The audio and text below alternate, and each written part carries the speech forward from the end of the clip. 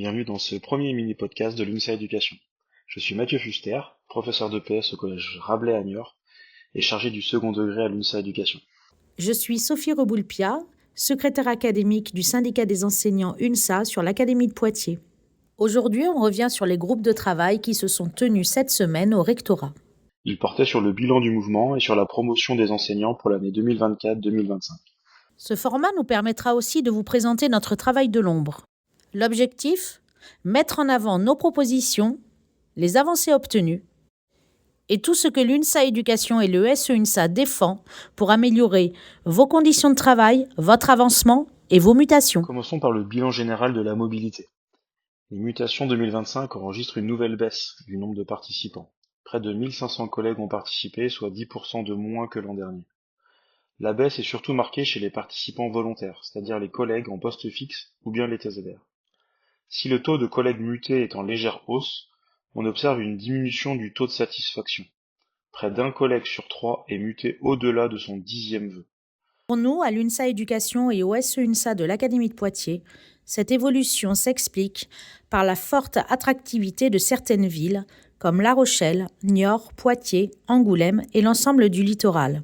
Cette attractivité crée une forte concurrence sur ces zones. Nous avons donc proposé au rectorat de renforcer l'attractivité des zones rurales isolées. Au total, 63% des participants n'ont pas obtenu de mutation. Cela entraîne encore de nombreux recours, 125 l'année dernière.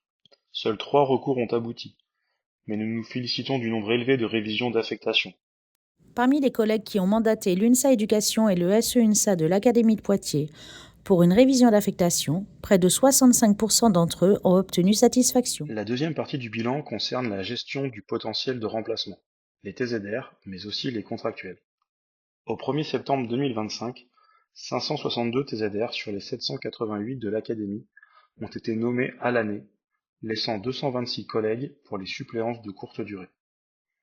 Pour pallier le manque de ressources humaines en titulaires de zones de remplacement, le rectorat a positionné 680 contractuels sur des BMP à l'année. Dans un souci de transparence essentielle, le SEUNSA a obtenu l'engagement de l'administration de transmettre la répartition détaillée des contractuels par discipline et par département. Nous avons également demandé le recul de la période des vœux des TZR au mois de juin, afin que nos collègues puissent avoir davantage de visibilité sur les BMP disponibles. Concernant l'avancement et la promotion, peu de variables d'ajustement pour le rectorat tant les directives ministérielles sont précises. Nous avons demandé au rectorat d'informer les collègues promouvables et non promus à leur classe. Cette demande est récurrente depuis plusieurs années et permettrait aux collègues de se projeter en vue d'une éventuelle promotion. Cette proposition de l'UNSA Éducation de Poitiers a été déclinée par le rectorat car le ministère ne l'exige pas. Nous le regrettons profondément. Nous avons également demandé des explications sur le faible pourcentage d'enseignants d'EPS avec des avis excellents.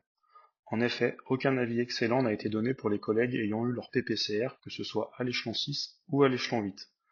À l'UNSA, on ne pense pas que les enseignants d'EPS de l'Académie soient moins bons que nos collègues certifiés PLP, CPE ou PsyEM. La doyenne des IAIPR s'est engagée à en parler avec le corps d'inspection. Nous vous ferons un retour dès que possible. Voilà pour ce premier bilan en version podcast. J'espère que ce format vous a plu. C'était Mathieu Fuster, l'UNSA Éducation. Et Sophie Reboulpia pour le SEUNSA de l'Académie de Poitiers. À bientôt.